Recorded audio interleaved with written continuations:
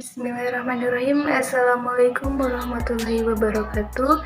Perkenalkan, saya Rusna Listiawati, NIM 105731121920 dari jurusan Akuntansi Fakultas Ekonomi dan Bisnis Universitas Muhammadiyah Makassar. Di sini saya akan menjelaskan terkait kasus pelanggaran dalam bidang akuntansi atau etika bisnis pada PT Danon Aqua Tbk guna untuk memenuhi tugas final pada mata kuliah akuntansi keperlakuan. Namun sebelumnya saya mengucapkan banyak terima kasih kepada dosen pengampu Ibu Ainun Ariza SPD MSI selaku dosen pengampu pada mata kuliah akuntansi keperlakuan. Baiklah, sebelum menuju pada kasus pelanggaran yang dilakukan oleh PT Aqua Danon Tbk ini, saya terlebih dahulu akan menjelaskan terkait perusahaan.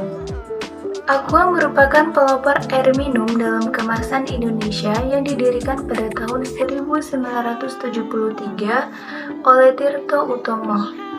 Nah, Aqua ini merupakan produk terkemuka di Indonesia dan memiliki volume penjualan terbesar di dunia untuk kategori air mineral. Aqua itu berasal dari 100% mata air pegunungan alami yang mengandung mineral seimbang yang menyehatkan. Aqua adalah bagian dari kelompok usaha Danon, salah satu produsen produk makanan dan minuman terbesar di dunia. Di Indonesia sendiri, unit usaha Danon itu meliputi 4 kategori utama, yaitu minuman, produk susu olahan, dan makanan, dan juga Sari Husada dengan produknya seperti SGM, Vitaplus, serta Nutrimedis. Selanjutnya yaitu terkait dengan perusahaan Aqua yang diakuisisi oleh perusahaan Danon asal Perancis ini. Pada tahun 1990, Aqua melakukan penawaran saham perdana di bursa saham. Nah, di tahun 1993, Aqua Group menyelenggarakan program Aqua Peduli dengan melakukan daur ulang botol plastik kemasan menjadi materi yang dapat digunakan kembali. Nah, 2 tahun berikutnya, Aqua Group itu menjadi produsen air mineral pertama yang menerapkan sistem produksi inline di pabrik Mekarsari. Barulah di tahun 1998 aliansi strategis antara PT Tirta Investama. Meskipun begitu, Tirta Utama sebagai pendiri Aqua itu masih memegang saham di Aqua lewat PT Tirta Investama. Maksudnya adalah mayoritas saham PT Aqua Golden Mississippi diakuisisi oleh perusahaan multinasional asal Prancis Danon melalui Danon Asia Holding.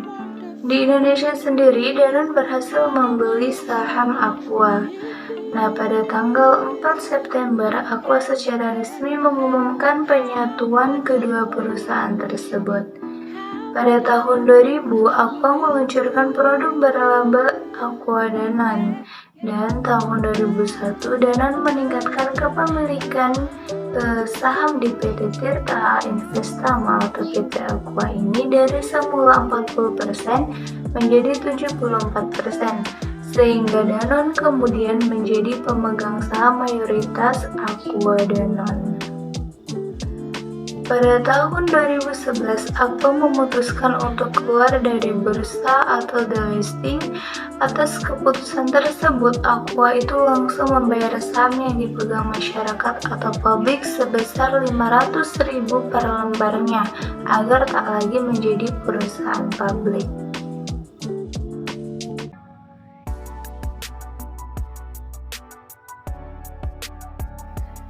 Dalam berbisnis, Aqua Danon kerap kali melanggar prinsip good corporate governance dan merugikan masyarakat.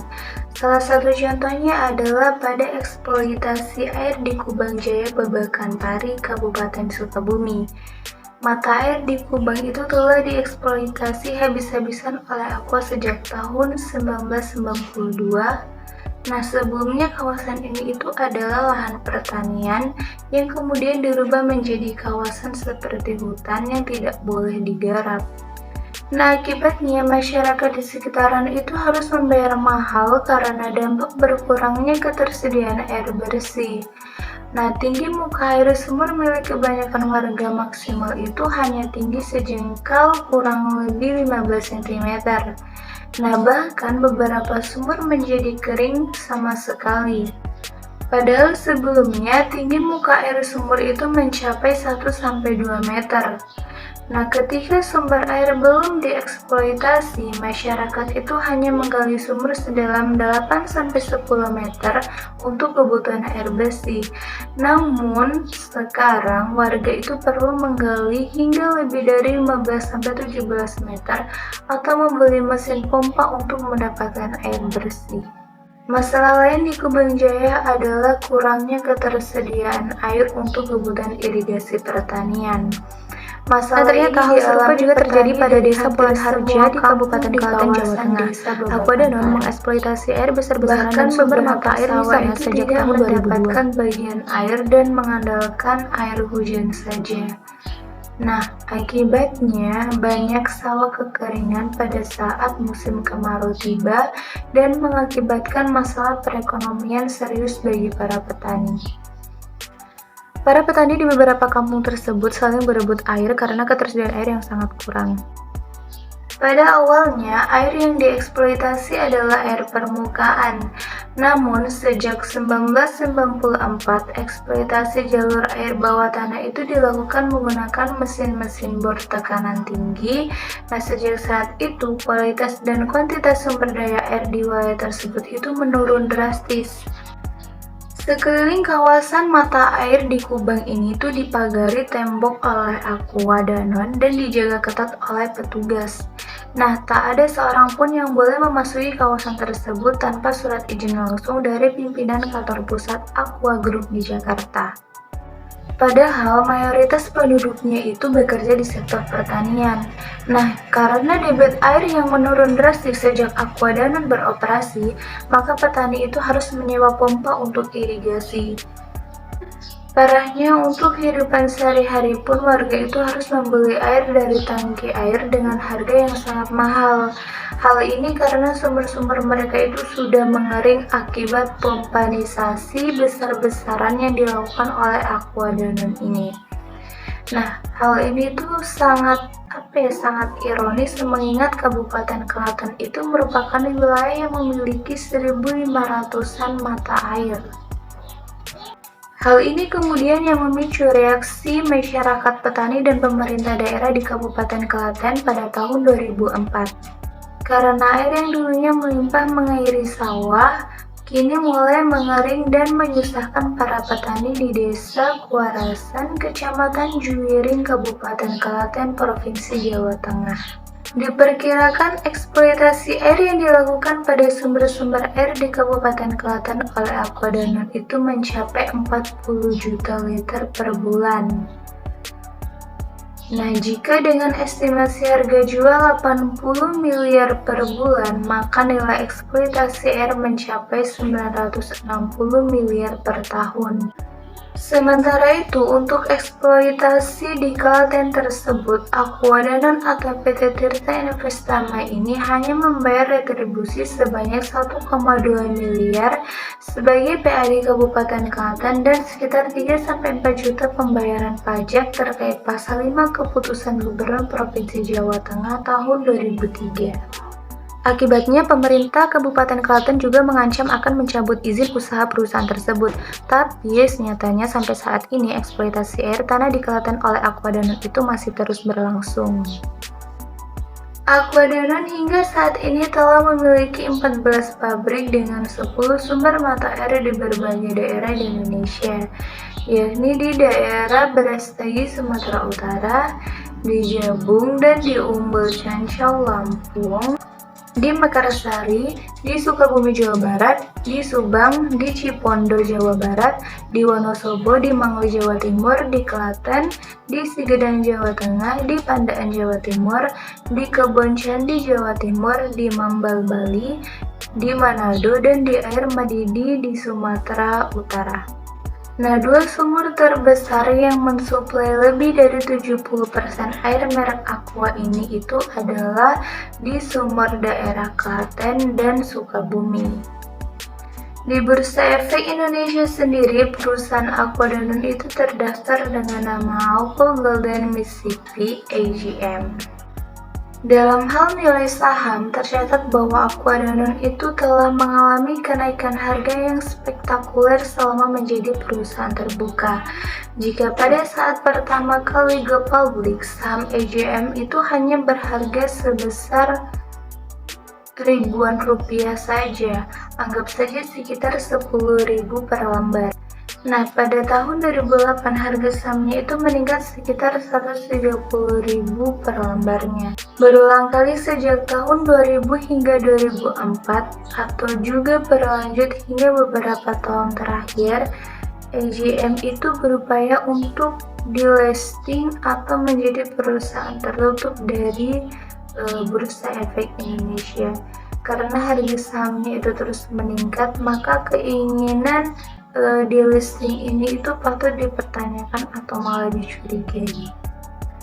Tampaknya perusahaan Aqua Danone ini tidak ingin melaporkan kegiatan usahanya setiap tahun, terutama jika memperhatikan praktik bisnis yang dijalankannya selama ini yang jauh dari prinsip good corporate governance. Dari seluruh pabrik air mineral dalam kemasan yang dimiliki oleh PT Aqua Danone ini, ternyata diperoleh informasi bahwa produksi Aqua Danone itu terus meningkat dari tahun ke tahun. Namun, meskipun produksi air kemasan tersebut meningkat, nyatanya laba kotor yang dimiliki oleh perusahaan tersebut itu malah mengalami penurunan atau stagnan. Nah, sejak tahun 2001 hingga 2008, air mineral dalam kemasan yang diproduksi itu telah meningkat dari 2,3 miliar liter menjadi 5,71 liter atau peningkatan sekitar 250% dari sebelumnya. Namun, laba kotor perusahaan itu justru lebih rendah, yaitu turun dari 99,1 pada tahun 2001 menjadi 95,63 miliar pada tahun 2008. Penurunan ini tampaknya tidak wajar dan pantas untuk diusut lebih lanjut. Di samping memanipulasi informasi tentang produksi air dan laba kotornya, ternyata Aqua Danone juga melakukan berbagai hal yang melanggar, termasuk dalam asal-usul kepemilikan saham. Secara garis besar, berbagai dugaan penyelewengan itu yang terjadi pada Aqua Danone, diantaranya yang pertama yaitu Aqua Danone selalu mencantumkan pada label kemasan air minumnya sebagai produk yang bersumber dari mata air alami pegunungan. Namun, pada kenyataannya, sumber air mineral dalam kemasan merek Aqua ini itu berasal dari eksploitasi air tanah di berbagai daerah dengan menggunakan berbagai peralatan canggih. Yang kedua yaitu Danone mengaku memiliki 74% Tirta Investama, namun dalam lembaran negara tahun 2002 nama Danone itu tidak tercantum dalam pemegang saham Tirta Investama. Yang tercantum itu adalah pemegang saham dengan nama-nama pribadi atau swasta yang berdomisili di Singapura. Pemerintah Indonesia itu harus mengusut manipulasi ini, termasuk mengusut hubungan Danone dengan swasta-swasta tersebut. Yang ketiga yaitu melaksanakan operasi penyedotan air di sebagian lokasi hanya dengan menggunakan Memorandum of Understanding dengan pemerintah daerah masing-masing lokasi. Hal ini jelas tidak mempunyai landasan hukum. Dalam hal ini, Aqua Danone itu harus mematuhi peraturan dari Departemen ISDM termasuk dalam pembuatan kontrak dengan pemerintah atau tidak hanya sekedar menggunakan Memorandum of Understanding ini. Yang keempat yaitu menyedot air tanah pada lokasi penambangan air di daerah-daerah umumnya tanpa AMDAL, karena Aqua Danone itu mengaku menyedot jumlah air di bawah kewajiban AMDAL. Aqua Danone itu wajib memiliki AMDAL jika mengeksploitasi air lebih dari 50 liter per detik. Untuk menghindari kewajiban ini, Aqua Danone itu secara resmi mengeksploitasi dalam volume yang lebih rendah dari 50 liter per detik, meskipun pada praktiknya yang disedot itu melebihi dari 50 liter per detik. Yang selanjutnya yaitu sejalan dengan pelanggaran AMDAL, Aqua Danone itu menyedot air dari lokasi penambangan dalam jumlah atau volume debit yang umumnya itu tidak transparan. Umumnya terjadi perbedaan antara volume air yang disedot dan jumlah sumber yang digunakan dengan volume dan jumlah sumber yang dilaporkan secara resmi, seperti terjadi di Klaten yang diizinkan untuk disedot itu hanya 20 liter per detik, namun kondisi realnya atau kondisi faktanya di lapangan itu adalah sebanyak 64 liter per detik. Selanjutnya yaitu menggelapkan pembayaran sebagian kewajiban retribusi penyedotan air kepada pihak pemerintah daerah sebagai akibat diturunkannya volume air yang dilaporkan secara resmi dibandingkan volume yang sebenarnya disedot. Pelanggaran yang selanjutnya yaitu menggelapkan pajak karyawan ekspatriat dengan cara menurunkan atau merendah-rendahkan besarnya gaji dibanding yang sesungguhnya. Misalnya saja pada seorang ekspatriat bernama Wei Koi Hong Gilbert. Nah, secara resmi dia itu bergaji sekitar 7,6 ribu euro atau sekitar 10.600 US dollar per bulan. Namun, oleh manajemen Aqua Danone yang bersangkutan, yang dilaporkan itu hanya bergaji sekitar 2.000 US dollar per bulan atau 24.000 US dollar per tahunnya.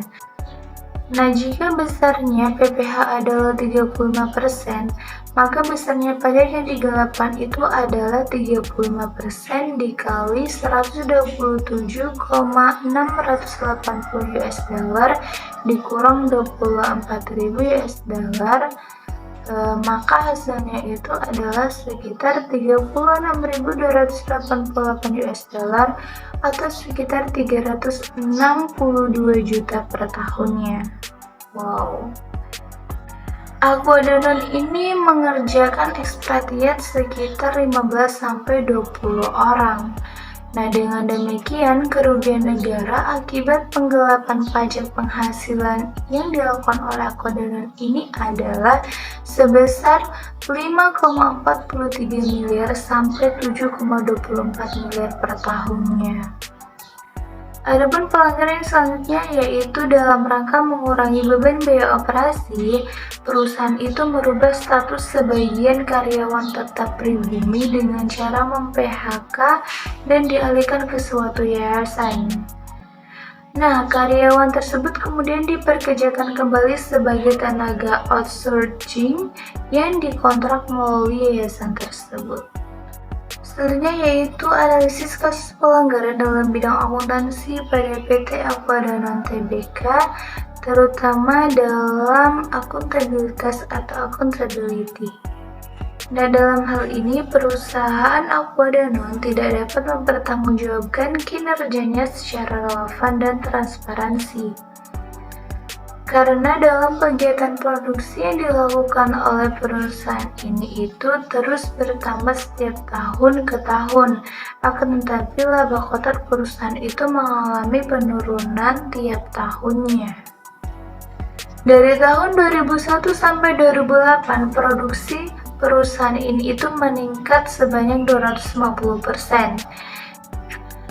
Penurunan laba kotor perusahaan itu dianggap tidak wajar karena produksi yang dilakukan Aqua Danone setiap tahunnya yang banyak dan selalu bertambah tidak diimbangi dengan perolehan laba kotor yang meningkat pula. Maka perusahaan ini itu terindikasi melakukan kecurangan terhadap laporan keuangannya dengan menyembunyikan data penjualannya yang kemungkinan supaya pajak perusahaan yang dibayarkan kepada pemerintah itu menjadi lebih kecil. Hal ini membuat Aqua Danone itu dicurigai melakukan upaya penggelapan pajak. Selain itu, perusahaan ini melakukan pengurangan biaya operasi dengan merubah status sebagian karyawan tetap pribumi dengan cara mem-PHK dan dialihkan ke suatu yayasan.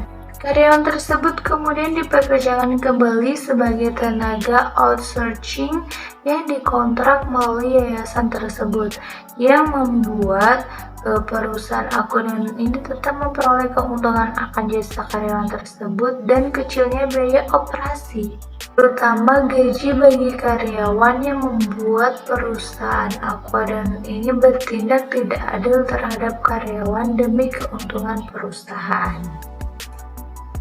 Nah, selanjutnya yaitu terkait dengan manipulasi laporan keuangan PT Aquadanon Tbk ini. Nah, pengamat bisnis Erwin Ramedhani yang telah lama mengamati gerak-gerik Aquadanon ini mempersoalkan status hukum PT Tirta Investama selaku induk perusahaan Aquadanon.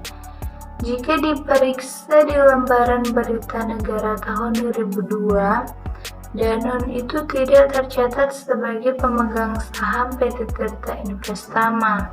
Yang ada hanyalah perusahaan-perusahaan Singapura seperti Vedian dan Sondon selaku pemegang saham tersebut. Selanjutnya, Danon mengaku sebagai pemegang saham Aqua Golden Mississippi yang telah dijualnya kepada PT Tirta Investama. Hal inilah yang menyebabkan status PT Tirta Investama itu menjadi tidak jelas dengan berbagai istilah-istilah lain seperti anak perusahaan, strategic alliance, co-branding, partnership, dan lain-lain. Banyak kalangan yang menduga bahwa hal tersebut merupakan strategi Aquadanon untuk menghilangkan semua kemungkinan transparansi korporat demi gerak bebas modal. Nah, pimpinan holding dan penentu finansial dan bahkan tindakan pencucian uang. Seperti yang dimuat di Kompas tanggal 3 April 2009 yang lalu, grup Danon itu berinisiatif mengalokasikan dana sebesar 100 juta euro atau sekitar 1,5 triliun untuk membiayai proyek-proyek sosial yang berorientasi pada pembangunan yang berkelanjutan di sejumlah negara. Indonesia merupakan negara yang diprioritaskan memperoleh bagian terbesar dari dana tersebut. Kita patut berterima kasih atas adanya bantuan tersebut, terutama jika sumber dana bantuan itu dapat dipertanggungjawabkan dan bantuan diberikan tanpa pamrih. Namun, di sisi lain, kita itu juga bertanya-tanya mengapa Danon mampu memberikan bantuan di saat krisis global sedang memuncak. Nah, kita juga sedikit khawatir mengapa bantuan diberikan pada saat menjelang pemilu. Nah, kasus yang terjadi pada perusahaan Aquadanon ini telah berjalan selama 8 tahun dari tahun 2001 sampai tahun 2008. Yakni berarti kasus ini itu telah berjalan sangat lama. Akan tetapi kasus ini tidak dapat terlacak dan terpecahkan. Hal ini menunjukkan betapa canggih dan cermatnya penutupan jejak kasus ini. Kemungkinan hampir semua bagian pengurus perusahaan ini tuh baik dari manajer, direksi, akuntan, auditor, bahkan pemerintah terlibat dalam kecurangan atau pelanggaran ini, termasuk para investor, karena mereka hanya menginginkan keuntungan dari dividen.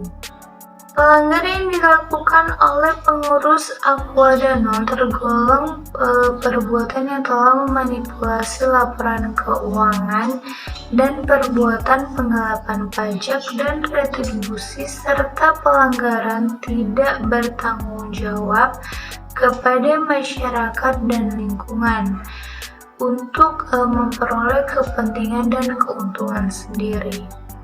Pemerintah mengizinkan pembukaan kegiatan usaha baru yang berhubungan dengan sumber daya alam karena pemerintah akan mendapatkan royalti dari perusahaan tersebut dan mempermudah perizinan usaha kepada investor untuk mengeksploitasi sumber daya alam serta sumber daya ekonomi manusia. Kemudian pemerintah membiarkan terjadinya eksploitasi ekonomi masyarakat oleh korporasi untuk meraup laba atau keuntungan. Hal ini membuat perusahaan menikmati labanya tanpa tahu apa yang terjadi dengan lingkungan sekitar di tempat perusahaan tersebut. Baik, itulah tadi hasil presentasi saya terkait kasus atau pelanggaran yang dilakukan oleh PT Aqua Danone. Semoga kedepannya perusahaan ini menjadi perusahaan yang lebih baik lagi dan dapat memperbaiki segala pelanggaran-pelanggaran yang telah dilakukannya. Saya ucapkan banyak terima kasih atas partisipasinya. Billahi fissabil haq fastabilul khairat. Wassalamualaikum warahmatullahi wabarakatuh. Berikut merupakan tampilan perusahaan PT Tirta Investama atau PT Aqua Danone Tbk.